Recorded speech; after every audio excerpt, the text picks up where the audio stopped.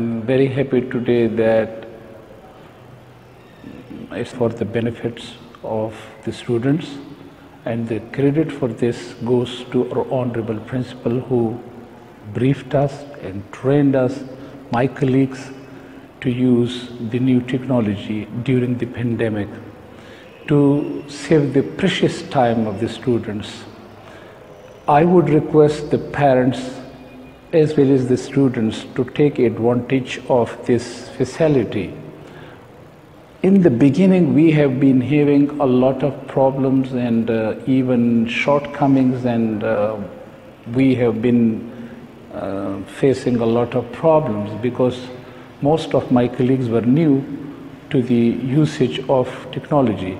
But now we have overcome almost all the problems, and we have been receiving a very good response from both parents and teachers.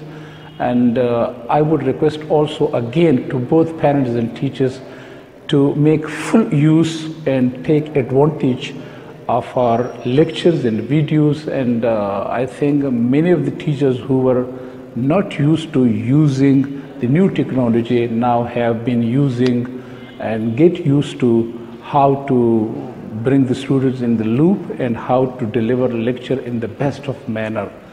So I'm very happy. Let's talk to the principal how he had thought about the idea and how does he receive response from the parents and as well as from the surrounding people and the community and at large, and also the students in particular. Thank you. बिस्मिल्लाहिर्रहमानिर्रहीम। मोहतरम वालिदैन और अज़ीज़ तलबा, अस्सलामु अलैकुम। मैं air commodore Khaliquzzaman, principal Peshawar public school and college आपसे मुखातिब हूँ।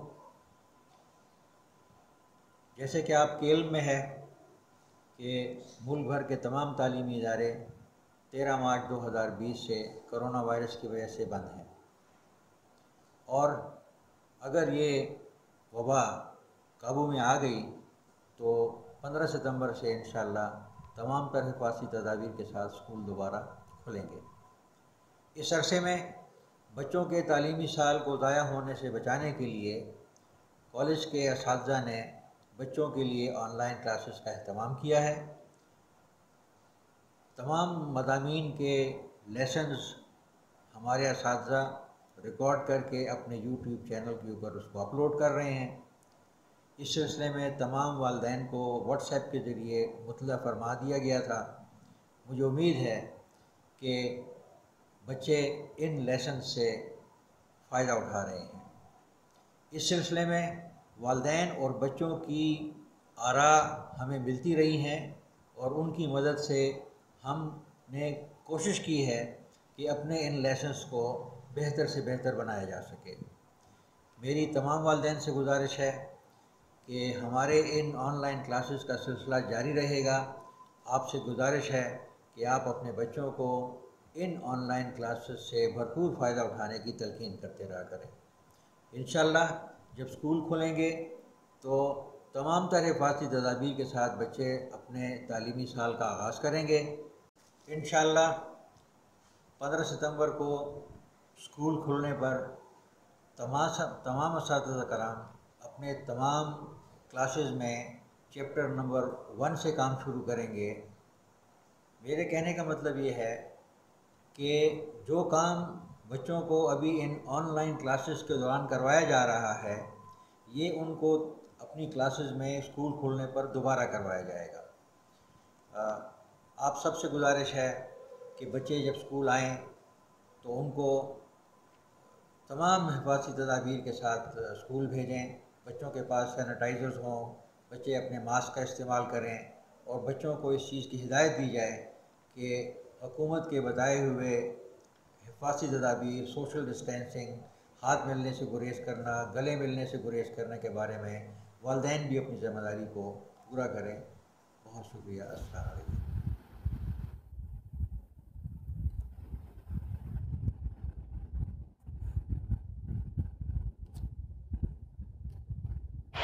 Assalamu alaikum students.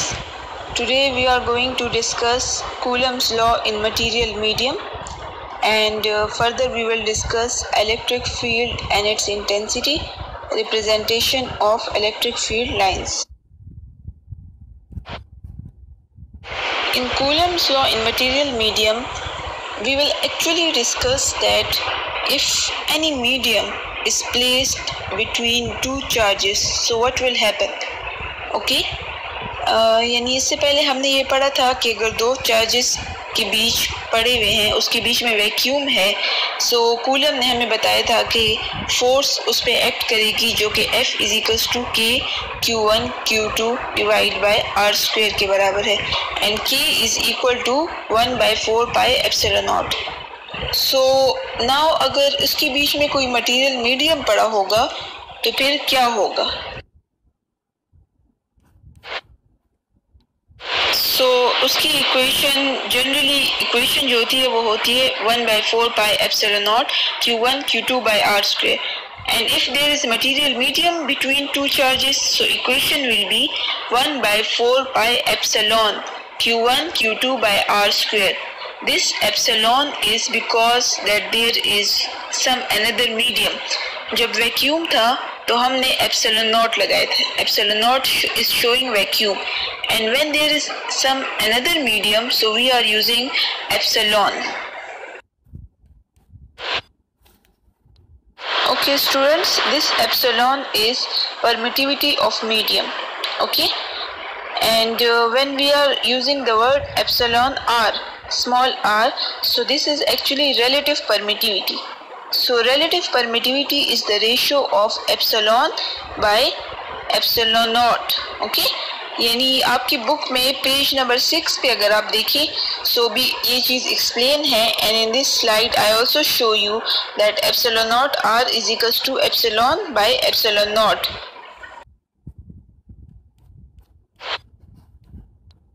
नाउ जब आप उस इक्वेशन 2 में ऊपर वाली इक्वेशन में एप्सिलॉन की जगह आप लगाएंगे एप्सिलॉन नॉट एप्सिलॉन r. क्यों? बिकॉज एप्सिलॉन r जो था रिलेटिव परमिटिविटी वो बराबर था equal to epsilon by epsilon naught. ठीक है, तो अगर एप्सिलॉन को हम अकेला छोड़ें तो वो आ जाएगा epsilon naught r into epsilon naught. So इसे अगर हम इक्वेशन 2 में लगाएं तो आपके पास F मीडियम क्या आ जाएगा 1/4πε0 epsilon r Q1 Q2 by R square. So students, it shows that F medium = F vacuum divided by epsilon naught r. It means that F medium will decrease. ठीक है, in case when there is no medium, so force will be maximum. Now in this slide I just show the value of K, that what is this K and what is its value and what is the value of epsilon naught. Okay students, your assignment is these 3 questions. Okay, and that what will happen if material medium is placed between two charges. You have to answer me on a page and show me that picture. Okay, answer all these 3 questions on your register and send me picture. Okay, and if there is any problem, so ask me. Rahmanir-Rahim, Peshawar Public School and College. Assalamu alaikum. Today we will discuss about chapter number 13, S&P block elements, lecture number 4, oxides of period 3 elements. The learning objectives of this topic are physical properties of oxides of period 3 elements, their structure, melting and boiling point, electrical conductivity. Like in this topic we will discuss about the physical state, structure, melting point and boiling point and electrical conductivity of the oxides of period 3 elements. Now, what are oxides? Oxides are the binary compound of oxygen with another element or group of element. An oxide is a chemical compound that contain at least one oxygen atom and one another element in its chemical formula. Oxide itself is a dianion of oxygen. It means that oxygen in oxide, it will carry -2 charge. Bismillahirrahmanirrahim. Assalamu alaikum, dear students. I'm your bio teacher. Welcome to all of you in our online classes. Hope you all will fine. From today, we will start our first chapter, that is chapter number 14, respiration. Respiration is our first chapter. In this chapter, we will study all about respiration, its types, it's the properties of respiratory surfaces, human respiratory system, respiratory diseases, one by one. First of all, we will start from introduction. Introduction से हम start लेंगे. Do you know what is respiration? Respiration is the process by which food is broken down and energy is released.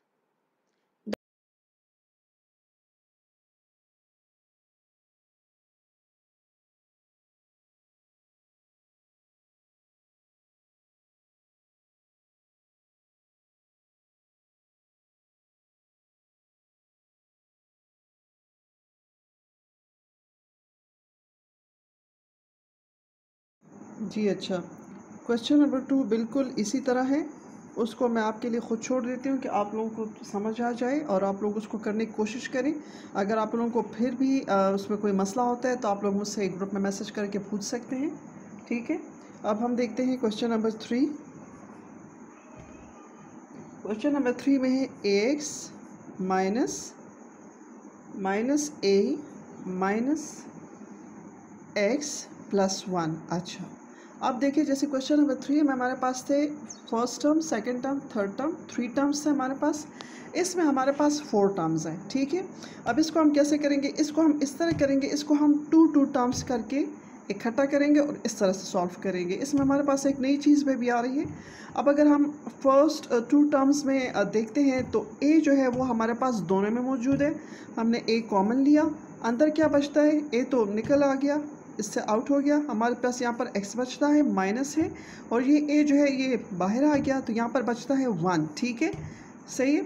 अब यहाँ पर है minus, अब हम minus है, यहाँ पर x है, यहाँ पर 1 है, ठीक है। अब अगर हम देखते हैं तो यहाँ पर बज़ाहिरन x इधर है और इधर नहीं है, तो अब इसमें हमारे पास 1 है जो सिर्फ दोनों में मौजूद है, ठीक है। ऐसा ना हो कि आप समझे कि यहाँ पर कुछ भी नहीं, नहीं जी, 1 है जो कि दोनों में मौजूद है। हम एक तो माइनस कॉमन लेंगे और एक हम 1 कॉमन लेंगे। मैं यहाँ पर लिख रही हूँ लेकिन वैसे लिखने की ज़रूरत नहीं होती, आप सिंपल ब्रैकेट भी डाल सकते हैं, ठीक है। अच्छा, यहाँ पर x बचा। अब जब हम माइनस कॉमन लेंगे तो ये बात आप याद रखेंगे कि तमाम टर्म्स के साइंस चेंज हो जाते हैं अंदर, चाहे 2 टर्म्स हो, 3 टर्म्स हो, जो भी हो, ठीक है। जो माइनस होगा वो प्लस में बदल जाएगा और जो प्लस होगा वो माइनस में बदल जाएगा। अब ये माइनस है ना, तो हमने माइनस कॉमन लिया तो ये माइनस एक्स था, तो देखिए यहाँ पर ये इसके साथ मैंने माइनस नहीं डाला, इसका मतलब है ये प्लस में बदल गया है। हर वेरिएबल या हर नंबर जिसके साथ कोई भी साइन ना हो, इट मीन्स वहाँ पर प्लस मौजूद है, ठीक है। ये प्लस है, ये बदल गया माइनस में और यहाँ पर बचा 1, ठीक है। अब अगर आप देखिए, अब देखिए ये हमारे पास बनती हैं 2 टर्म्स। प्लस और माइनस हमारे लिए टर्म्स बनाते हैं। इस माइनस की वजह से ये है फर्स्ट टर्म और ये है सेकंड टर्म। इन दोनों टर्म्स में अगर हम आप देखते हैं तो इसमें x माइनस 1 मौजूद है। अब हमने क्या किया? हमने x माइनस 1 कॉमन लिया। जब x माइनस 1 कॉमन लिया, यहाँ पर बचा a और यहाँ पर बचा माइनस 1। सो ये आपका आंसर है, ठीक है। और इसी तरह बिल्कुल सेम इसी तरह आपके पास है 4 टर्म्स का क्वेश्चन नंबर 4, तो वो मैं आपके लिए होमवर्क कर देती हूँ। आप इसको खुद करने की कोशिश करेंगे, ठीक है। आप लोग वीडियोस को बार बार देखें ताकि अगर आपको कोई पॉइंट क्लियर ना हो तो वो आपको क्लियर हो जाएगा। अगर नहीं होता वो भी आपको, तो आप मुझसे बेशक क्वेश्चन करके पूछ सकते हैं, ठीक है।